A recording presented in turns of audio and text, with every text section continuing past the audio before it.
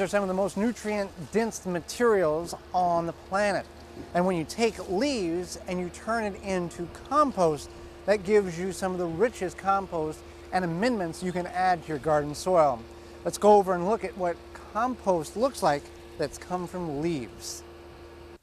There's no better medium to grow in or adding to your soil in your garden than compost. And behind me is some of Hsu certified leaf compost's beginning stages as they have the windrows and they turn them on a regular basis. This is some of the material that we use in our garden, in our containers.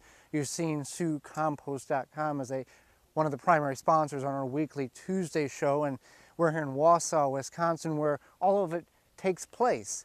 This is the beginning stages. They have truckfuls of leaves from the area brought in, and they begin the breakdown process. So you saw the beginning stages of the windrows, then they put it through the sifter here, and this is where the final product comes in.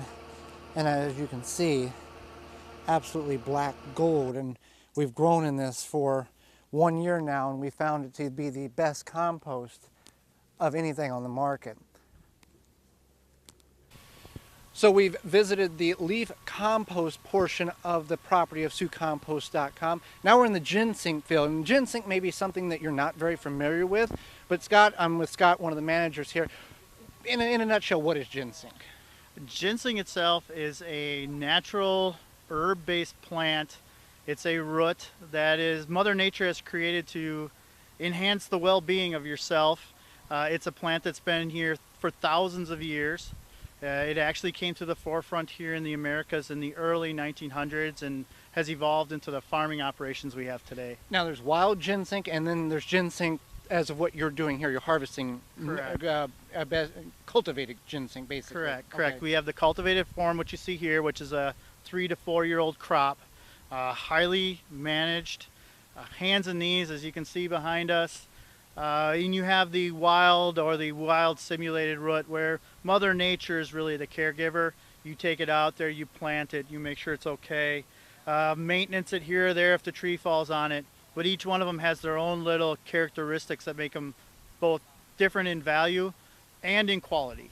Now, with ginseng, for people who may not be familiar with it, this is not something that you can just go out in the field, plant like a corn crop. There's a very extensive financial investment in this, and hoping you get a crop 3-4 years later, if done right. If done right. Right now we're pushing somewhere around the $9,000 to maybe $10,000, $11,000 an acre mark. It doesn't include necessarily the equipment or the land. Keep in mind that in the cultivated setting we see here, this land can only be used once. Ever Again, never again. Mother Nature has given the plant the capability of protecting itself in the wild and suffocating itself out with all its seeds. So every root has a zone, and the fact that we plant all these roots at the one time, the seeds have all set themselves out, the whole bed is a zone. And when we go to throw seed back out here in the future, it won't grow after the first year. Now, 90%, correct me if I'm wrong, 90% of the ginseng that comes in the world's markets comes from Wisconsin, correct? Correct. There's about a 60-mile radius or so here of Wausau, which is in Marathon County. In Marathon County, we grow about 90% of the world's cultivated crop. When it comes to the wild crops, there's still some areas here in Wisconsin that do wild, La Crosse, Madison, Chippewa Falls area. But most of the wild harvests we see now really take place through the Ohio Valley up into the Smoky Mountains. Wild still grows there and propagates there.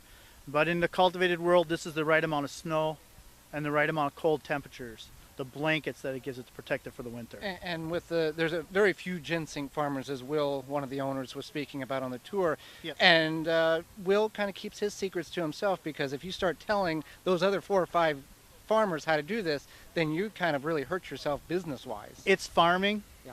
Farming costs money. Growing a garden costs money, time and energy. And unfortunately, there's lessons learned. Even the equipment you see here, a lot of it is handmade. We've built on our own. The harvesters are running out here that you see, the small diggers, anything that's blue, we've either modified or had to take and invent. When it comes to the world of chemicals and spraying and things like that, unfortunately, we do have to do high intensity when it comes to that, so chemicals and sprays are still used. but timing and even the location now of the gardens, due to unfortunate economic status of some people, these gardens are susceptible to being ripped off. Dug out before we know it, berries picked. So some of that also as well has been pretty secretive as to where things are. And you said, this is not just a farming operation. This is a very large group of people that, Yes. I mean, you employ, but they obviously know what they're doing. And is it a certain group of people that you try to get in to help you, or is it anybody that's willing to do some intense labor? Well, unfortunately in this day and age, along with everything else, there's no farm kids left in the world.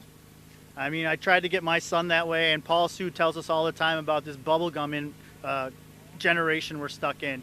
In central Wisconsin, we're very fortunate that we've been able to use a large Hmong community. They're very good when it comes to the working in the fields and everything involved with it. So we're lucky that we have that resource. Without that, we wouldn't be successful. Now, we've seen whenever you harvest it, you bring it back to your facilities. It's considered a food now, so now there's a whole new set of regulations that you now have to follow, and we've seen this in your warehouse where you've got the raw material, then you've cleaned it. Talk about some of the maybe good benefits, but painstaking and pain things that you have to go through with this. Well, the ginseng itself now is being considered a food. For a long time, or it has to be handled like a food. Ginseng like this is neither a herb or a food in somebody's booklet. But now the same methods that have to be used for beans or carrots or potatoes, we have to utilize for the ginseng. So, for example, the water that we use to clean the roots or we use to spray the roots, all has to be tested and come out of 2 big high capacity wells. The washing that we saw back at the other buildings, all that water has to be monitored just like we were taking care of beans in a canning plant. It adds one more thing to the ball of wax that we have to take care of, but it has safety in mind. So. Now, for people who want to purchase ginseng, whether for cooking purposes or want to try to grow it in their garden for a project, they can find it on your website, correct? For them to buy. Yeah, if you go to the Hsu Growing Supply website, which is hsucompost.com, on there we have information about ginseng seed and ginseng rootlets. Unfortunately, when it's harvest season, it's probably not the time to be planting, but in spring we'll be having them again. So you'll be getting little 3 or 4-year-old rootlets that you can plant back in the ground, seed that you can seed out for your own hobby. Ginseng's very hard to grow, so success rate may not be that great. To find the products and things like that, the extracts or the slices or something that you'd like to try, a tea, you need to go to the hsuginseng.com website. It's a mail order website that you can order off there. You're always welcome to contact us one way or another, and we can see what we can help you out with as well. Thank you very much, Scott, for the information. Thank you for letting us come out and see the operation. Not a problem. Next time, wear your grubby clothes. For more information, please visit thewisconsinvegetablegardener.com.